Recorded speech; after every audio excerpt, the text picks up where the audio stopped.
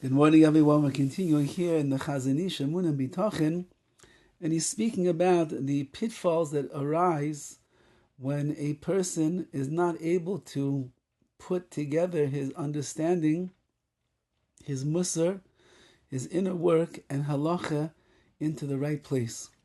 Umin hakoshim b'kabalas hamishpat. One of the difficulties in accepting a mishpat, a judicial ruling. Let's say two people come to what's called the Jewish Bezdin, the Jewish court, and Reuven is claiming that Shimon owes him a few $100,000 for some kind of a business deal that has gone bad.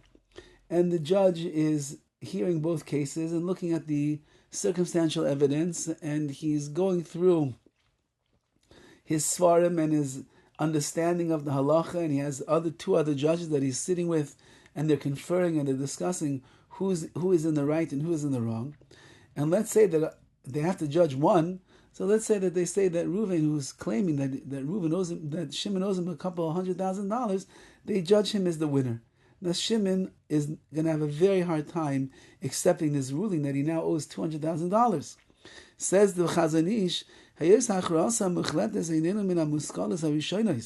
the judge's verdict is not often what someone would think at first glance. And sometimes it's not even accepted as a widespread fact, which means it seems very difficult for those that are hearing the judgment being handed down to understand what is the judge talking about. But it's only through the toil that the judge puts into the Torah and his diligent analysis, that's how he arrived at this proper conclusion.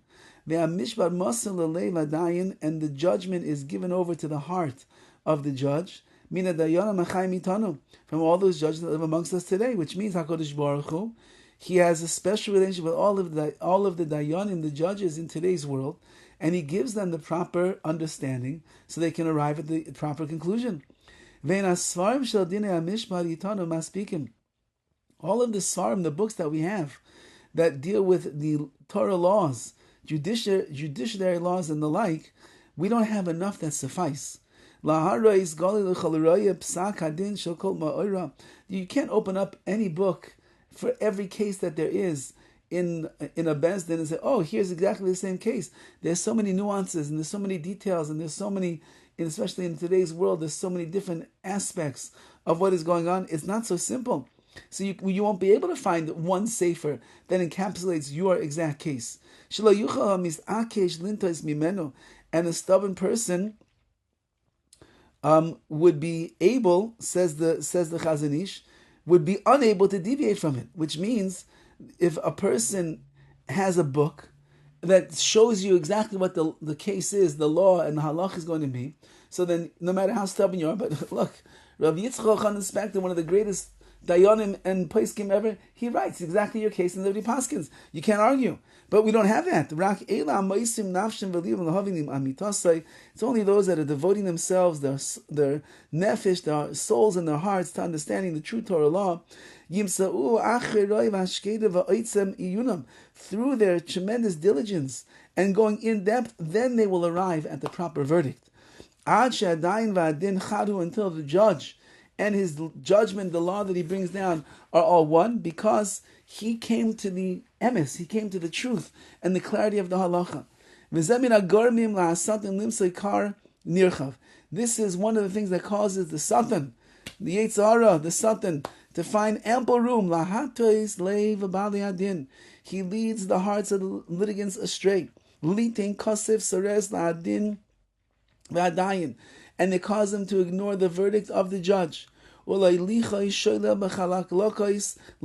it will lead this litigant to become somewhat delirious and start accusing the judge with smooth talk that he made a mistake. He'll say, this judge, he had his own negias, his personal leanings and tendencies to one side, and that's how he came up with his judgment.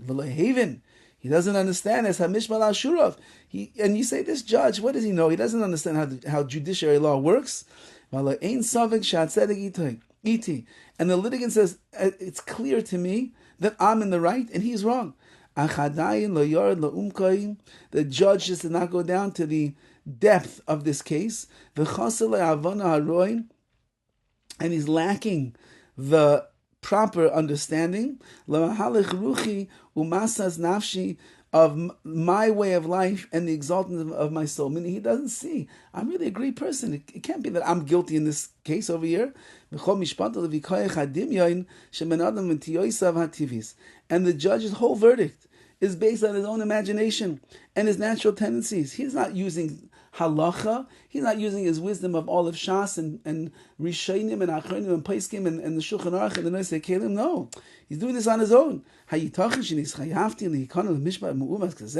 Is it possible, says the litigant, that I'm obligated to submit myself to this verdict which is distorted? Can't be, cannot be. Says the Chazon Ish that we live in a world where people do not want to be makambel, they do not want to accept the verdict that they are receiving in a bezdin, in a court of law. They blame the judges because the judge cannot bring you a book, a sefer that shows exactly your case, but he's using his wisdom, and we rely upon them, that they're using the proper wisdom that HaKadosh Baruch has given them, and allows them to get to the emes, la'amita, the truth of the law. And therefore, a person who goes into a bezdin has to rely upon the fact that Hashem has the hearts of the dayanim, of the judges, together with him, and he will give them that siyata d'shemaya, that clarity, to make the proper decisions in the cases that they are presented. Have a wonderful day.